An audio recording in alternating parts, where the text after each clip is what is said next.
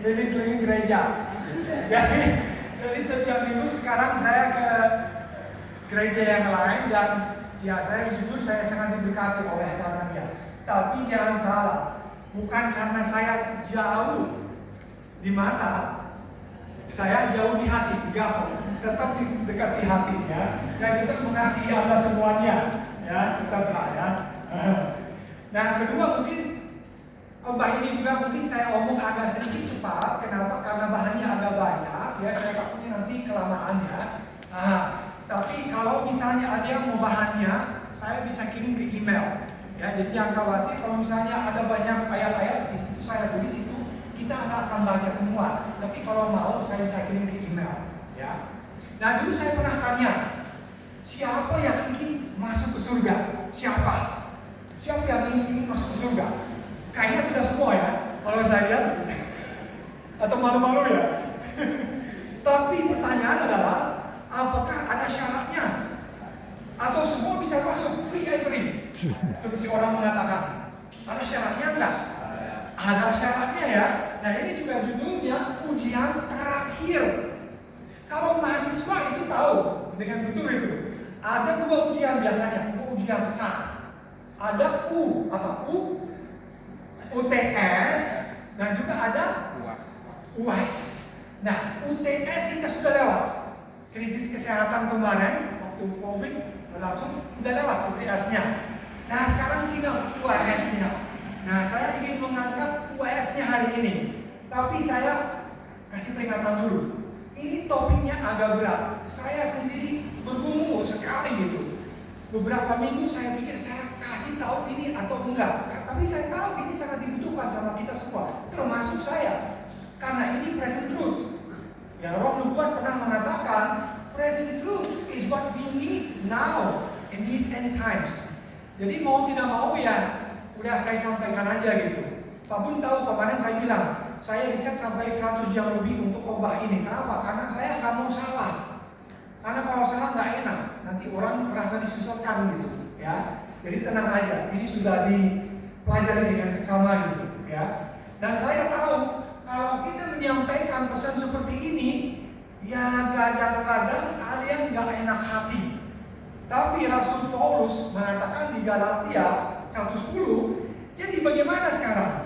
Adakah mencari kesukaan manusia atau kesukaan Allah? Adakah kau coba berkenan kepada manusia? Sekiranya aku masih mencoba berkenan kepada manusia, maka aku bukanlah hamba Kristus. Setuju enggak? Kita harus berkenan kepada siapa? Kepada Tuhan. Ya. Nah, Roh Nubuat saya cari ini kutipan yang saya sangat suka. Dia mengatakan, if your preaching is not offending anyone, you are not preaching the truth. Kalau bahasa manusia, jika khotbahmu tidak menyinggung siapapun, maka kamu tidak mengubahkan kebenaran. Nah, ini hati-hati.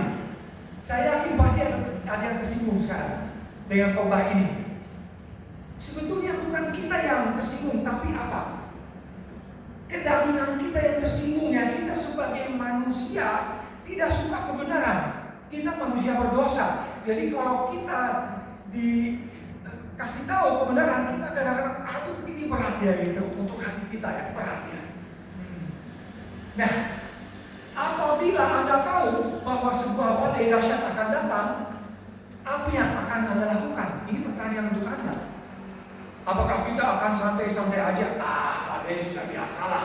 Atau kita bagaimana? Kita akan mempersiapkan diri, betul sekali. Nah kita itu kalau umat Advent, apakah kita tahu sebuah badai datang? Apakah kita tahu enggak? Tahu. Nah ini beberapa pertanyaan untuk kita semua untuk direnungkan. Apakah kita sebagai umat sisa sadar bahwa sebuah badai akan segera menimpa kita? Kita sadar enggak?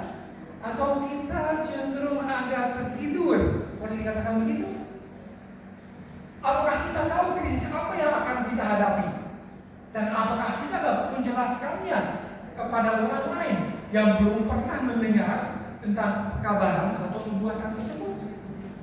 Kalau kita tidak tahu, ada sebuah badai datang, bagaimana kita mau menjelaskan kepada orang lain?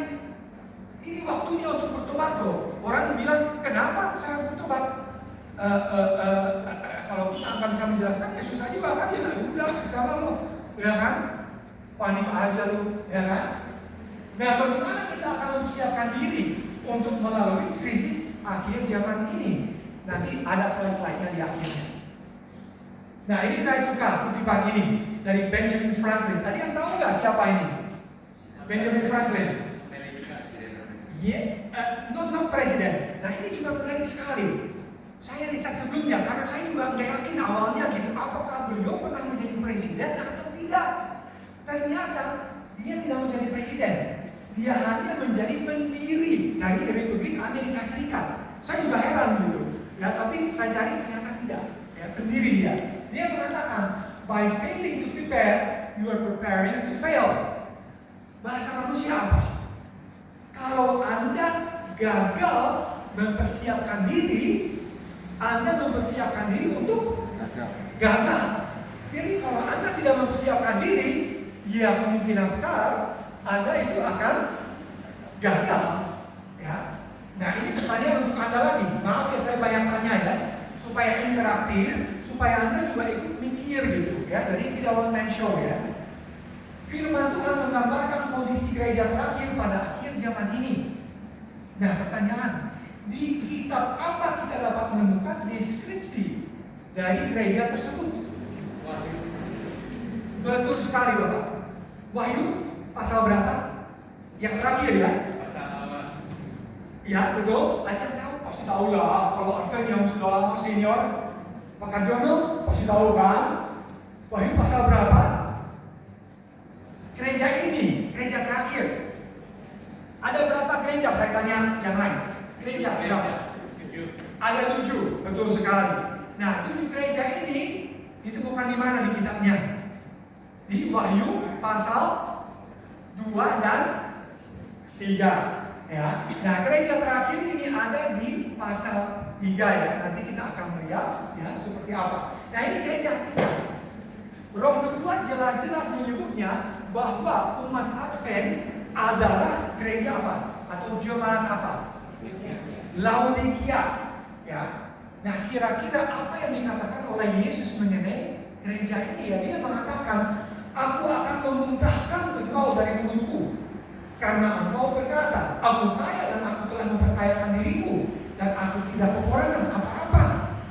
Dan karena engkau tidak tahu bahwa engkau melarat dan malang, miskin, buta, dan telanjang. Jadi ini kondisi yang bagus nggak?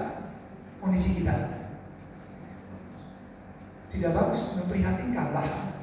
Ya, kita tidak tahu, kita buta, telanjang, dan sebagainya. Ya. Nah, saya cari ini juga, ini menarik sekali. Jadi ada 7 gereja. Gereja ke-6 namanya Philadelphia, itu gereja sebelum kita, Laodikia. Nah, Philadelphia itu gereja ini berlangsung dari sekitar 1830 sampai 1850. Itu kebetulan siapa itu waktu itu? Kalau kita tahu sejarah apa pasti tahu. Itu the Millerites disebutnya ya. William Miller yang mulai mengkhotbahkan ya pekabaran malaikat pertama dan juga lebih lanjutnya kedua ya. Dan ini Tuhan tidak mengatakan apapun yang jelek mengenai gereja ini. Bahkan semuanya baik. Ya sama dengan gereja kedua, Smyrna. Ya. Dia mengatakan mereka itu rajin sekali membaca Alkitab, dan tidak hanya itu, mereka juga memberitahu kepada orang-orang. Ya, rajin sekali. Oh, katanya kalau seandainya kita di Laodikia begitu juga, rajin sekali belajar Alkitab dan juga Roh Nubuat yang kita punya sekarang, dan memberitahukan kepada orang lain. Nah, Laodikia sebaliknya. Tuhan Yesus tidak mengatakan apa-apa yang baik mengenai kita. Menyedihkan kan? Ya. Nah, Roh Nubuat mengatakan kalian itu suam-suam kuku, tidak dingin juga tidak panas. Inilah kondisi gereja. Sungguh situasi yang mengerikan. Mereka mengaku mengenal Tuhan, tapi perbuatan mereka menyangkal Dia. Hati mereka tidak bersama Tuhan. Mereka mencintai dunia dan hal-hal yang ada di dalamnya. Kita, kalau introspeksi, dan saya juga banyak introspeksi, ya, you can be sure of that, ya. Waktu saya bikin khotbah ini juga, saya juga, ya, boleh dikatakan sedikit tersinggung, pastilah, ya. Karena kenakan kita, ya, itu memang kondisi kita. Kita itu gadang-gadang, bukan kadang-kadang, seringkali, ya, sangat-sangat duniawi. Betul nggak? Setuju nggak? Urusan-urusan duniawi itu memakan banyak sekali waktu dalam setiap minggu dibandingkan urusan-urusan rohani, ya, untuk menyederhanakan, ya, bikin sederhana, ya. Kita pikirannya banyak dunia atau banyak ke surga, ya, seperti itu, ya. Nah, ini lebih tajam lagi. Wah, waktu saya baca ini, saya yakin Anda belum pernah dengar kutipan ini. Saya yakin sekali. Saya pun harus mencarinya. Saya beli buku kemarin, saya bilang sama Brother Eric, Revelations from Revelation atau apalah gitu. Ada bukunya, tebal sekali itu. Nah, di situ saya ketemu para pengikut yang mengaku beragama masih kini di setiap jemaat adalah pencinta keduniawian, serupa dengan dunia, pencinta kenyamanan dan mendambakan kehormatan.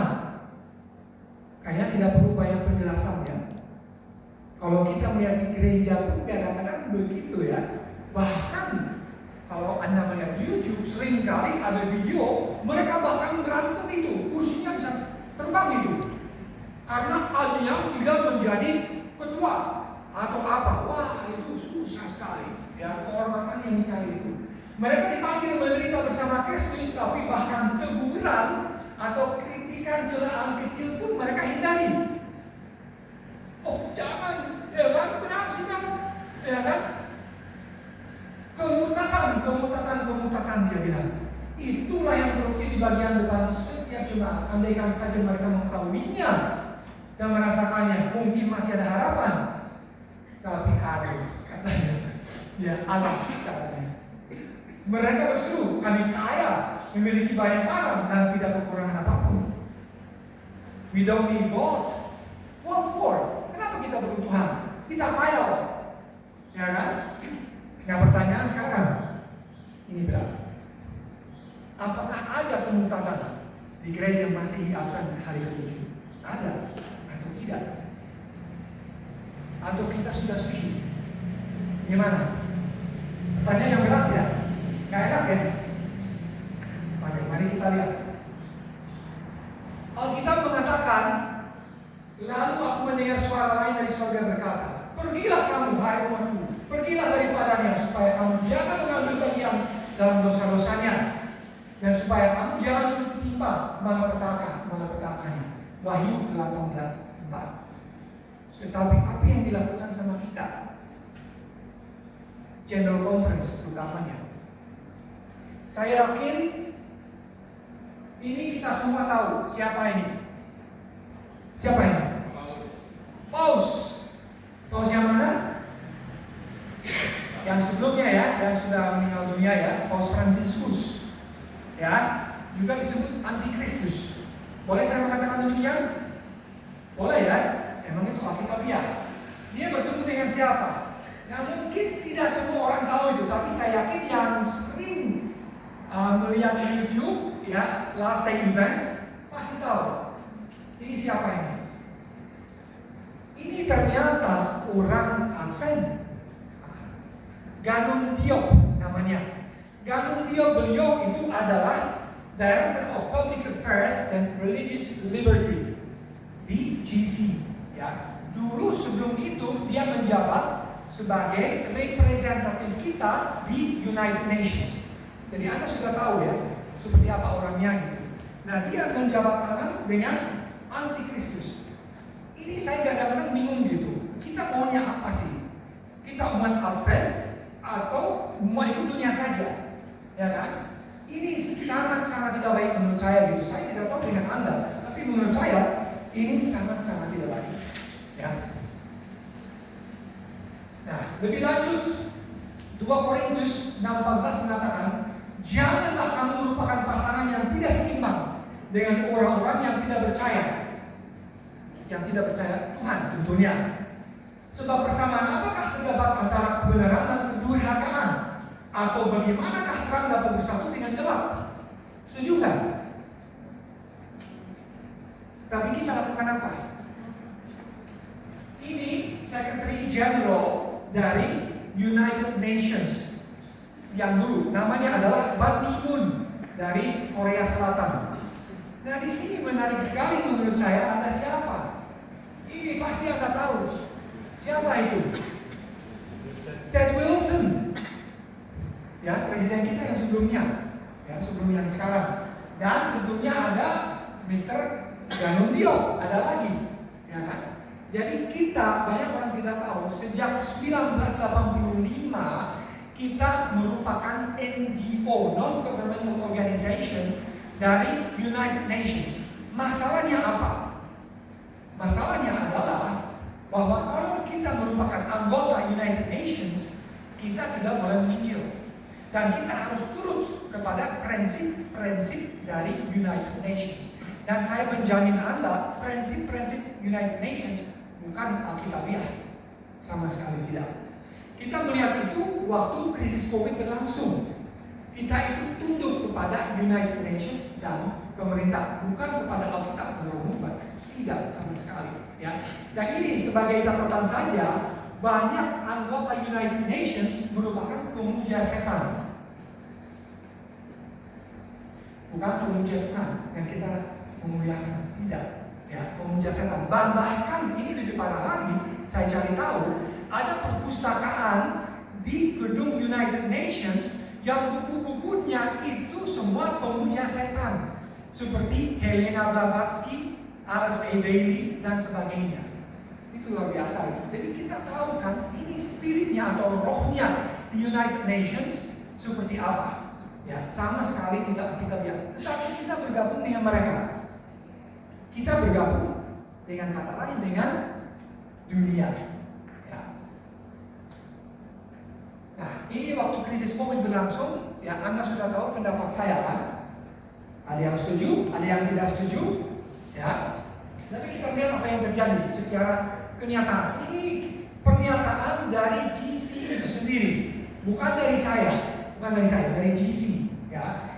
Gereja Masih Advent hari ke-7 tidak menganjurkan mengeluarkan surat pengecualian berdasarkan alasan agama untuk menerima vaksin. Religious exemption for vaccine kalau bahasa Inggris. Baik secara global maupun nasional berdasarkan katanya pemahamannya terhadap Alkitab dan tulisan Ellen G. White. Saya punya berita untuk Anda. Mereka tidak ikut Alkitab, tidak ikut Robin White. Saya punya presentasi khusus untuk itu. Kalau Anda mau, saya bisa kasih itu. Tapi mereka jelas tidak ikut itu. Mereka tunduk kepada United Nations dan pemerintah. Kenapa? Money. Mereka dapat banyak sekali uang dari pemerintah dan United Nations kalau mereka tunduk. Kalau Anda masih ingat, dulu rumah sakit kayak kita yang besar di Amerika Serikat, ya, itu mereka membuka vaksin center. Ya, mereka undang orang, oh vaksin ini kita aja gitu, ya, kita ikut. Dan bahkan ada rumah sakit kita yang melakukan aborsi. Tapi itu lain topik, saya tidak akan bahas itu sekarang gitu. Ya, kita sangat bagus ini jalannya. Ya. Nah, ini bukan soal vaksin atau tidak, itu urusan masing-masing itu. Anda mau divaksin atau tidak masalah itu urusan masing-masing. Saya setuju itu.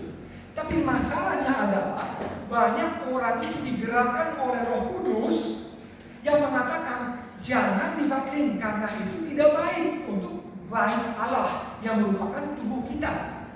Setuju? Ada di Alkitab kan? Ini juga ada pasalnya, Korintus terutama itu membahas itu. Ya. Tapi gereja Masih Advent menginjak-injak liberty of conscience, ya, kebebasan hati nurani, dan mereka tidak mau membela anggotanya. Itu yang saya sesali itu. Banyak orang kehilangan pekerjaan. Bahkan ada orang yang kehilangan keluarganya, cerai suami istrinya karena cekcok mengenai vaksin atau tidak. Bahkan ada orang di Australia, itu ada video di online, itu saya bisa kasih ke Anda kalau Anda minta itu. Orang guru di Australia, dia kerja di sekolah Advent. Bukan sekolah non-Advent, sekolah Advent.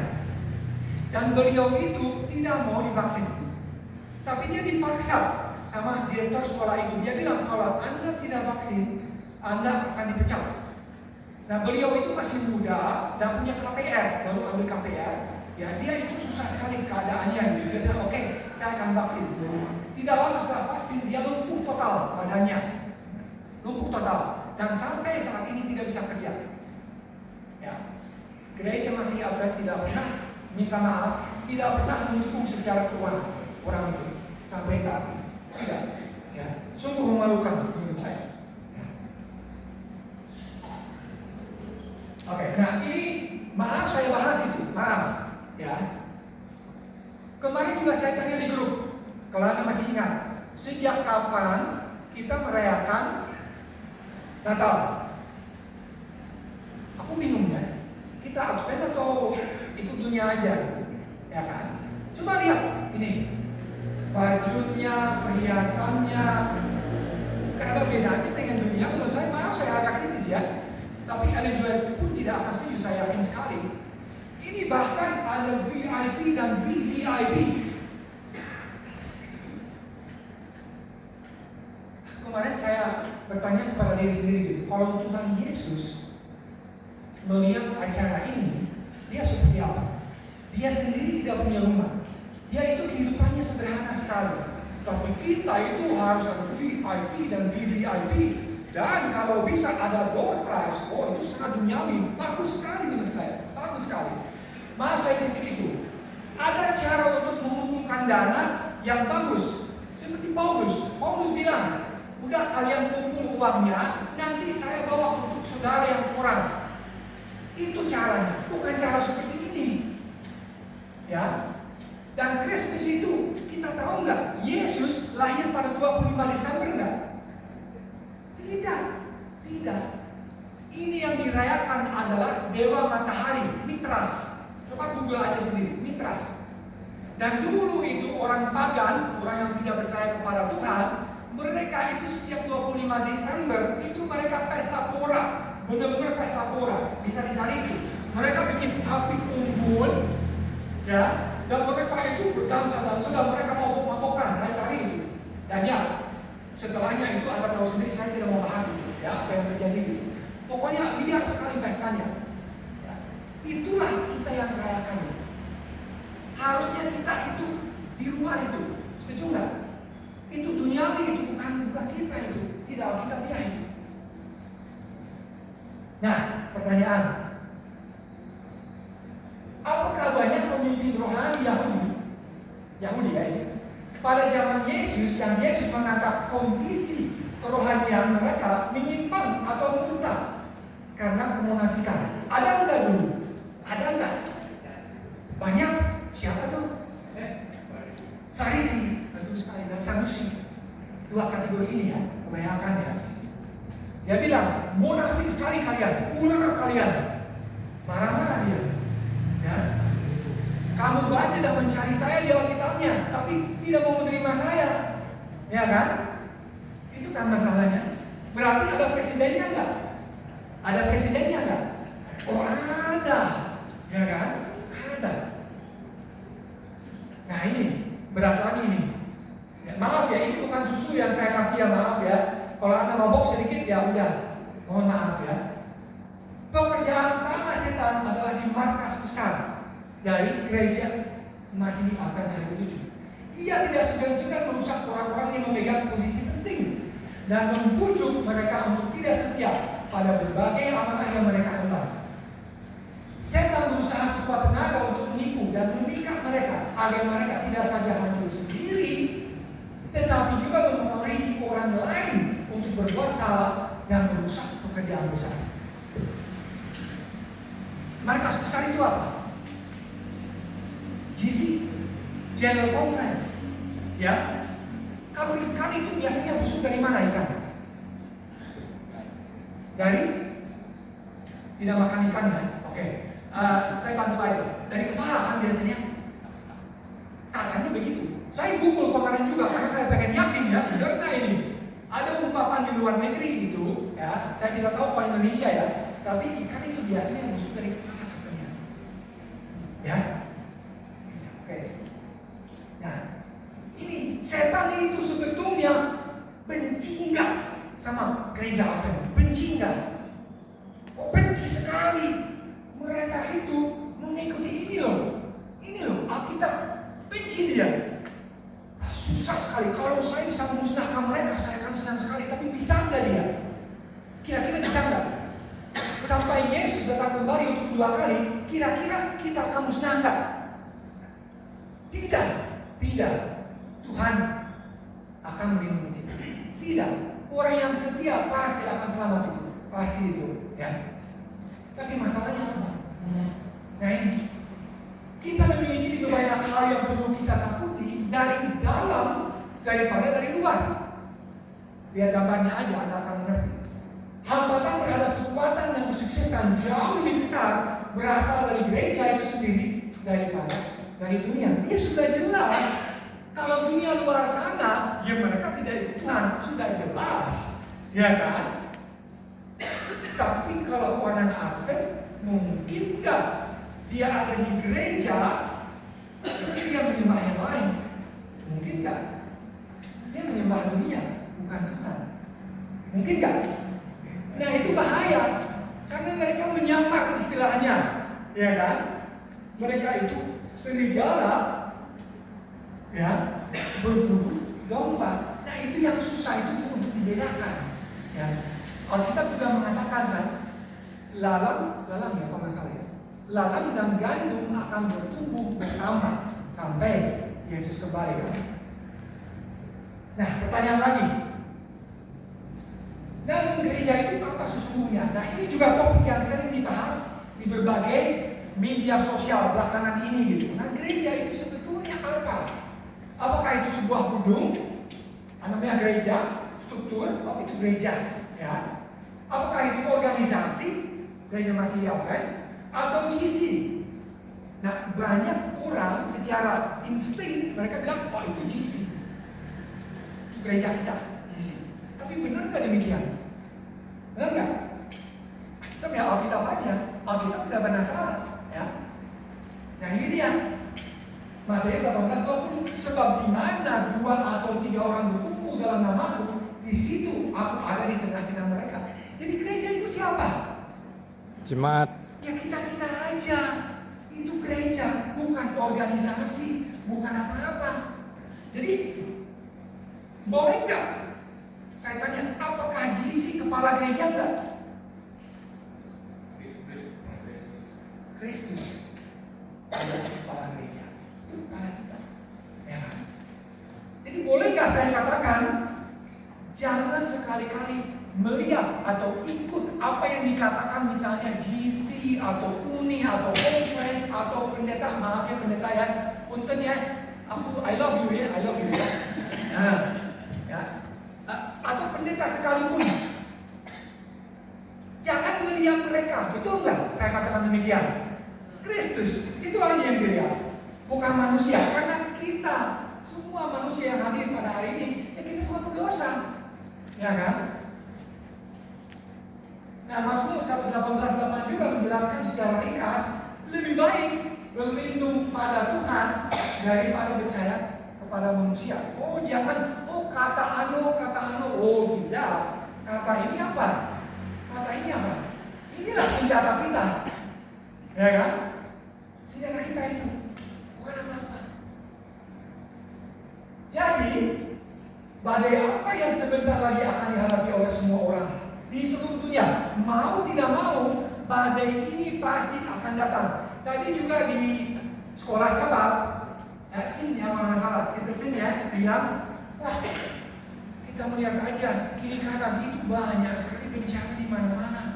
Ya apalagi kemarin di Sumatera dan sebagainya, ya luar biasa itu bencana. Dan bencananya juga kita lihat lebih sering dan lebih dahsyat, betul nggak? Itu banyak sekali orang meninggal dunia kemarin gitu, ya. Nah badai apa? Apakah kita tahu nggak umat Advent? Sunday Law. Exactly. Sunday Law, hukum hari Minggu ya. Nah ini dia kan, Wahyu 13, 16, 18, saya tidak akan baca semua, tapi saya tanya aja, tanda apa yang dibicarakan di sini?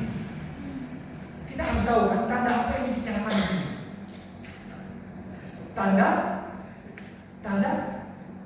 binatang. Tanda binatang. Kita mau nggak? Kita mau tanda ini nggak? Mau nggak?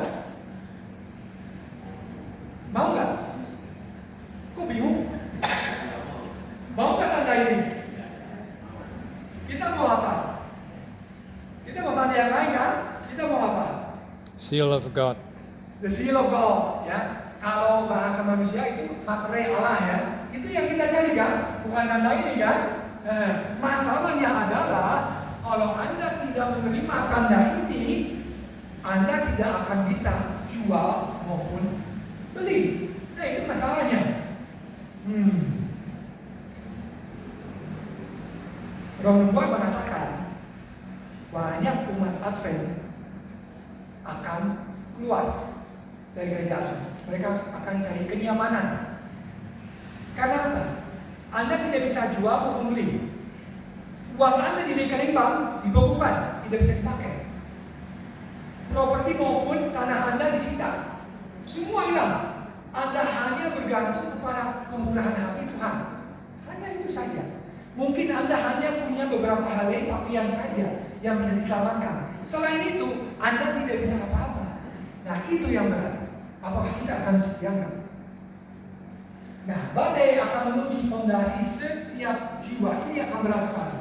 Apakah ia bersandar pada Kristus, batu karang yang kokoh, atau pada pasir yang bergeser, yaitu kenyamanan dan kompromi. Nah, itu bahaya.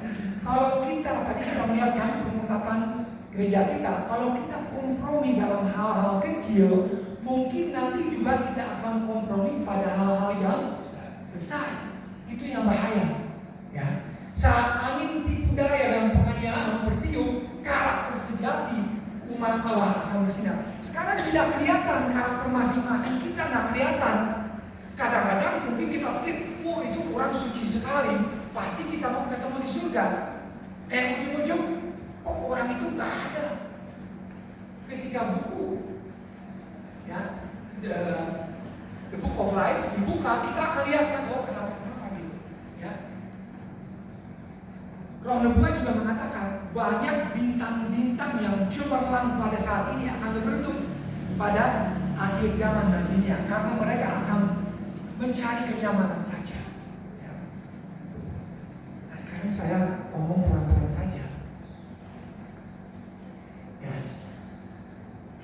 Nanti ketika hukum hari Minggu disahkan, bagaimana sikap GC? Saya kasih jawab. Apabila mereka tidak bertobat, mereka akan ikut hukum hari Minggu. Yakin sekali saya. Dan saya bicara sama beberapa pendeta yang sangat senior di Amerika Serikat. Saya tanya ke mereka, siapa mereka semua sama? Ya, GC akan ikut hukum hari Minggu. Karena mereka tidak punya pilihan. Kalau mereka tidak ikut, mereka bubar organisasi. Mudah-mudahan kita berdoa saja untuk mereka, bahwa mereka bertobat sebelum terlambat, dan mereka mau keluar dari United Nations. Mereka mau meninggalkan semua kebiasaan mereka, berjabat tangan dengan paus dan sebagainya. Tapi susah ya, kalau Anda sudah di jalan itu, kadang-kadang susah baliknya. Nah sekarang waktunya untuk bersiap, betul nggak? Setuju nggak? Atau wah, saya nunggu saja sampai nanti hukum hari Minggu disetujui, nanti juga saya masih ada waktu. Benar nggak demikian? Benar nggak?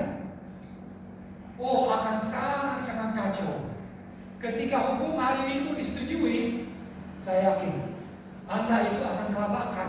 Kalau masih harus siap-siap, hati-hati, harus siap dari sekarang. Ya.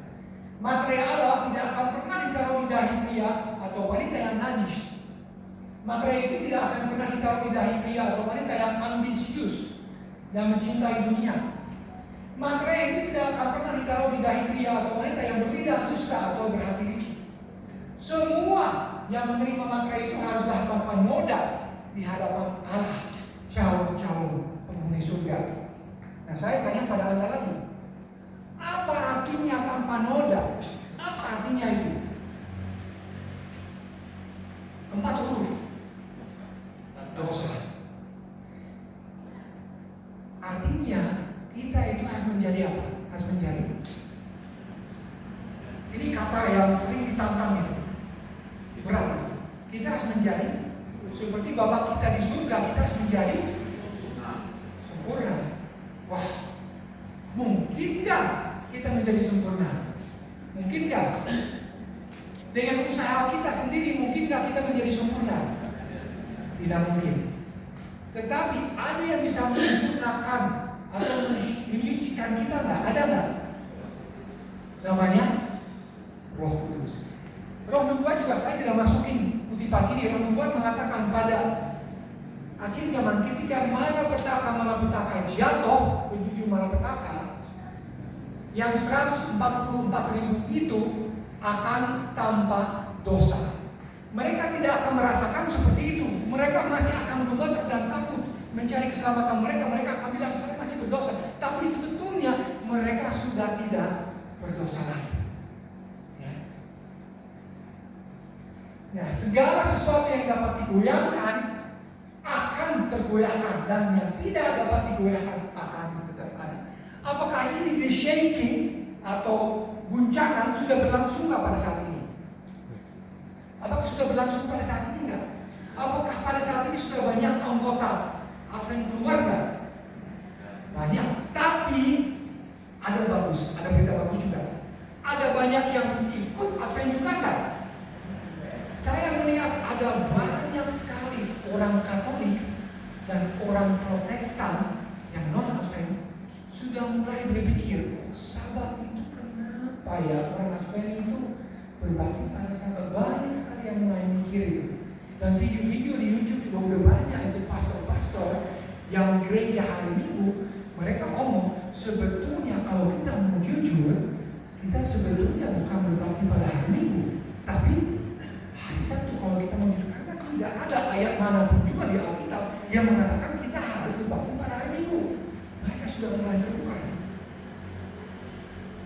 Nah, orang yang tulus dan jujur akan berdiri teguh pada kebenaran. Tetapi orang banyak, nah ini sedihnya, akan memilih sisi yang mudah dan populer. Itu kenyataan yang kita tidak bisa hindari. Kalau kita sudah biasa hidup nyaman, ya, biasa kerja duit, biasa punya ambisi banyak, ya, saya juga introspeksi terus itu. Saya bilang itu saya tidak boleh punya ambisi sama sekali lagi. Sudah bukan waktunya. Tidak boleh. Kejar duit, tidak. Dapat duit, oke, tapi kejar, no, tidak.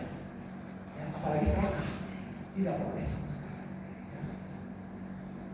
Nah, kesetiaan pribadi, nah ini kata kuncinya. Pribadi dan kasih terhadap kebenaran yang akan menentukan siapa yang akan tetap berdiri ketika guncangan mencapai puncaknya. Nah, ini pertanyaan untuk Anda lagi. Apakah seorang istri dapat mencari keselamatan untuk suaminya? Bisa nggak? Bisa? Oh, baru saya tahu. Apakah seorang anak bisa mencari keselamatan untuk bapak atau ibu yang belum percaya kepada Tuhan? Bisa nggak? Dan pribadi itu, saya tidak bisa menyelamatkan istri saya. Apakah pendeta dapat menyelamatkan saya? Apakah Brother Eric dapat menyelamatkan saya? Tidak bisa. Tidak bisa. Kita pribadi. Jadi keselamatan itu harus dicari secara pribadi. Bukan melewati orang lain. Ah, tenang saja. Saya itu punya istri yang mulia, itu sangat baik, sangat suci, dia udah pasti selamat. Berarti saya juga selamat. Masa sih dia masuk surga sendiri gitu, tinggalin saya? Itu bisa terjadi. Ya, pribadi itu, pribadi. Nah, ini yang paling berat ini kutipannya. Tapi saya pikir saya wajib masukinnya. Kalau enggak, saya dosa. Ya. Nah, ini pernyataan serius katanya yang saya buat kepada gereja. Jadi kita ini, ya, bahwa tidak satu pun dari 20 orang yang namanya tercatat sebagai anggota jemaat siap untuk mengakhiri kehidupan dunia mereka. Dan mereka akan benar-benar tanpa Tuhan dan tanpa harapan di dunia. Ini sama seperti orang berdosa pada umumnya. 31 dari 20. Saya itu cukup pintar hitung. Saya hitung-hitung, berarti itu kurang dari 5%. Betul nggak saya? Betul nggak? Kurang dari 5% di antara kita itu siap untuk mengakhiri kehidupan kita di dunia ini. Kadang-kadang saya jadi takut sendiri. Apakah saya salah atau tidak? Ya, betul nggak? Kalau Yesus misalnya besok kembali di dunia ini untuk kedua kali, apakah Anda dan saya siap nggak? Itu pertanyaan nggak? Betul nggak? Apakah kita siap nggak? Nah, pertanyaan lagi untuk Anda. Apakah Tuhan memberikan peringatan ini supaya kita hidup dalam ketakutan? Kan dia kasih peringatan demi peringatan, baik itu di Alkitab maupun di Roh Nubuat. Apakah itu supaya kita hidup dalam ketakutan? Bagaimana? Oh tidak sama sekali. Kita punya harapan kok, betul nggak? Tapi asal kita mau menyerahkan diri, itu aja. Kalau kita masih, aduh ini nggak bisa loh, ini berat loh, ya itu masih ke dunia ya. Nah, kita dipanggil bukan untuk hidup dalam ketakutan, tetapi dalam iman dan kesetiaan. Yakin bahwa walaupun dunia bergoncang di sekitar kita, malaikat Tuhan berkemah di sekeliling orang-orang yang takut akan Dia. Ini ada banyak sekali pasal-pasal yang indah sekali yang menjanjikan bahwa walaupun kita tidak bisa beli maupun jual, walaupun karena ada rumah kita disita, walaupun misalnya rekening kita diblokir di bank, apa? Air kita itu dijamin dan roti kita akan disediakan pada akhir zaman. Masih ingat nggak waktu misalnya Israel itu keliling-keliling di padang gurun, mereka sebetulnya di situ nggak ada makanan kan? Ya kan? Brokoli, cabai nggak bertumbuh di situ kan? Di padang gurun nggak ada kan? Tapi makan mereka ada nggak? Ada kan? Apa? Mana? Saya tidak tanya mereka datang ke mana. Ya, bahkan pada hari Jumat 2 porsi karena sahabat tidak turun. Terus waktu Elia kabur gara-gara Ahab itu, ya sama istrinya Jezebel, kabur dia, ya kan takut. Terus dia sebenarnya gak ada makanan juga, tapi siapa yang memberikan makanan dia? Burung gagak, bayangin, burung gagak bisa kasih makan. Tuhan itu punya cara yang kita nggak ngerti. Gak usah takutlah, makanan akan ada, roti dan air akan disediakan. Ya, akan disediakan ayam panggang nggak? Oh tidak. Ya, hanya roti dan air dijamin. Ya, tidak ada yang seperti fast food, tidak ada. Nah, kalau Anda suka McDonald's tidak ada. Ya. Mereka yang menghormati hukum Allah akan dikuatkan olehnya dalam masa pencobaan itu. Jadi nggak usah takut gitu. Wah, apakah saya akan kuat nggak? Apakah saya nggak usah takut? Pasti akan dilindungi oleh malaikatnya dari Tuhan. Dan sekali lagi rotinya maupun airnya akan disediakan. Ya. Nah, ini terakhir. Bagaimana Anda bisa mempersiapkan diri? Bagaimana? Very simple. Ya. Pelajarilah Alkitab dan tulisan-tulisan Roh Nubuat. Nah ini kadang-kadang susah di Indonesia ya. Orang Indonesia itu saya lihat, karena saya sudah 30 tahun di sini, jadi saya punya hak untuk ngomong ya. Orang Indonesia itu susah ya, suruh baca buku yang kecil aja, wah nggak mau. Saya itu kalau ke gereja, keliling-keliling gereja yang tadi KKG, saya pasti bawa buku untuk dibagi-bagikan. Ya, 2 buku biasanya. Bukunya dari Dr. Tomarere yang mengenai masakan-masakan, dan bukunya Steps to Christ dalam bahasa Indonesia. Buku-buku masakan, ribut itu, semua pengen ibu-ibu. Tapi pas saya bagikan itu Steps to Christ, nggak bisa Pak, nggak bisa. Gitu kan? Itu loh. Masakan mau, tapi yang kalau buat jangan dulu deh. Nah, itu. Tapi tidak hanya pelajari, tapi juga harus dipatuhi. dijalankan, dihidupkan. Ya, Yakobus juga mengatakan iman tanpa perbuatan adalah ya mati, sama aja dengan bohong. Kan banyak di Advent, tadi kita juga omong di sekolah sahabat, banyak di Advent yang pinter-pinter. Wah, sudah S1, S2, S3, S3, mereka udah pinter sekali. Ya, seperti pelajaran sekolah sahabat tadi. Wah, kita itu susah ya.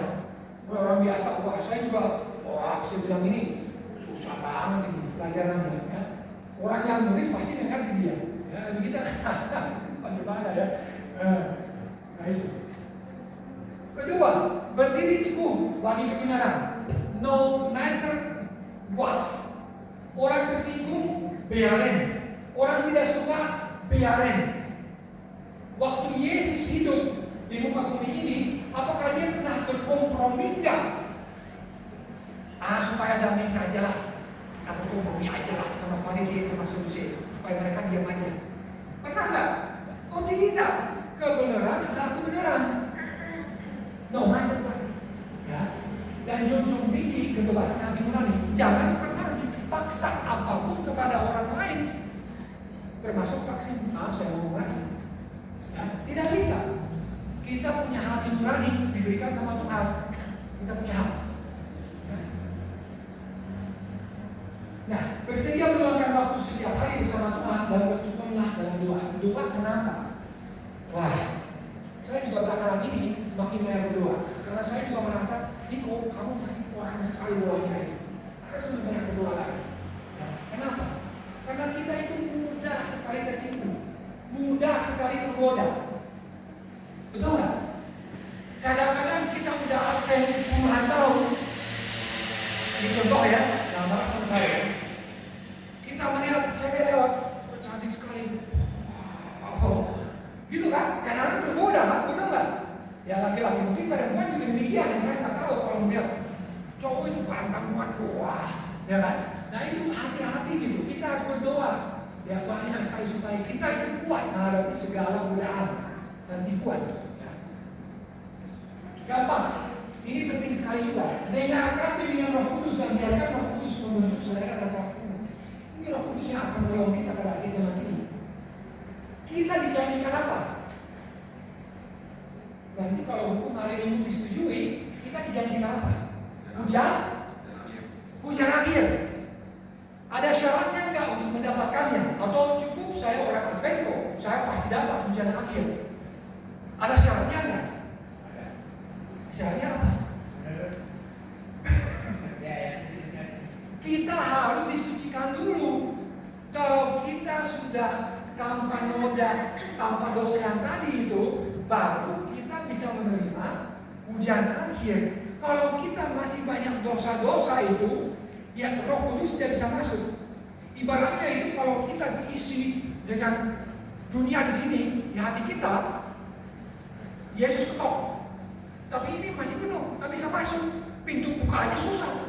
Ya kan, karena masih penuh dengan dosa duniawian dan sebagainya. Jadi kita harus meninggalkan semua itu dulu. Ya kan, ego kita. Itu susah sekali kadang-kadang ya. Khususnya laki-laki di Indonesia ya. Ya, perempuan suka cerita sama saya, kalau laki-laki Indonesia itu egonya tinggi sekali, benar nggak ya? Puji Tuhan. Anda jujur ya. Nah, itu yang susah itu. Susah. Dan terakhir itu, serahkan semuanya kepada Yesus dan dicampur dengan rendah hati pada Tuhan. Tidak ada pilihan. Kalau hukum hari Minggu sudah disetujui sebentar lagi, kita itu diambil semua yang kita miliki, ya kan? Termasuk mungkin keluarga kita. Ya kita hanya bisa bersandar kepada Tuhan Yesus. Itu saja yang kita miliki. Betul nggak? Itu saja. Sekarang waktunya untuk bertindak, belajar, berdoa, dan berkomitmen penuh kepada Kristus sebelum badai menerjang. Pesan ini adalah undangan bagi Anda untuk bersiap bangkit, bangun, ya, dan mengambil keputusan. Setuju nggak? Amin. Sekarang waktunya, sekarang, bukan besok, bukan lusa. Ntar aja deh, saya masih sibuk, masih banyak urusan. No. Sekarang waktunya. Nah ini benar-benar slide terakhirnya, benar-benar saya nggak mau, ya nggak boleh bohong ya. Mereka yang lebih memilih mati daripada melakukan tindakan yang salah adalah satu-satunya orang yang akan ditemukan setia. Pertanyaan ada lagi. Nanti setelah hukum hari Minggu disetujui, apakah akan ada martir di antara kita? Apakah akan ada? Masih akan ada. Sampai waktu tertentu, sampai Tuhan mengatakan cukup. Semua orang yang mendapat materai Allah sekarang urusan saya. Saya melindungi dengan malaikat-malaikat saya. Tapi sebelum itu akan ada waktunya di mana akan ada martir. Nah, pertanyaan, apakah Anda siap menjadi martir bagi Yesus? Bukankah Yesus mati bagi kita? Apakah kita mau mati bagi Yesus? Oh, itu jangan dulu. Mau nggak? Dulu banyak martir-martir kan? Ketika Antikristus itu berkuasa 1260 tahun, banyak nggak martir? Oh, jutaan, 40 sampai 50 juta estimasinya, ya kan? Nah, ini siapa? Pertanyaan terakhir, ini saya akan diam. Ini siapa yang tahu nggak? Ini reformator yang luar biasa. Dia itu sudah kontribusi kepada gereja itu banyak sekali. Saya kasih tip, dia itu dibakar pada tahun 1536. Polikarpus.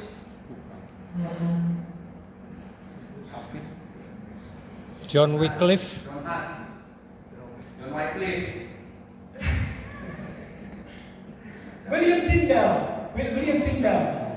Ya, William Tyndale itu kontribusinya luar biasa besarnya. Kenapa? Karena beliau itu menerjemahkan Alkitabnya ke dalam bahasa Inggris. Dan oleh karena itu Antikristus itu waktu itu Paus sangat-sangat marah. Ya, masa sih masyarakat biasa bisa membaca Alkitabnya waktu itu kan gitu? Dia harus dibakar. Ya, dan dia menjadi martir. Ini semoga kita juga, ya, manusia-manusia biasa gereja akan, semoga kita juga diberikan kekuatan kepada keluarga kita semuanya, ya, semua yang hadir di sini juga orang-orang yang kita cintai, semua kita itu kuat, ya, berdiri teguh bagi kebenaran dan selalu itu setia sampai akhir. Amin.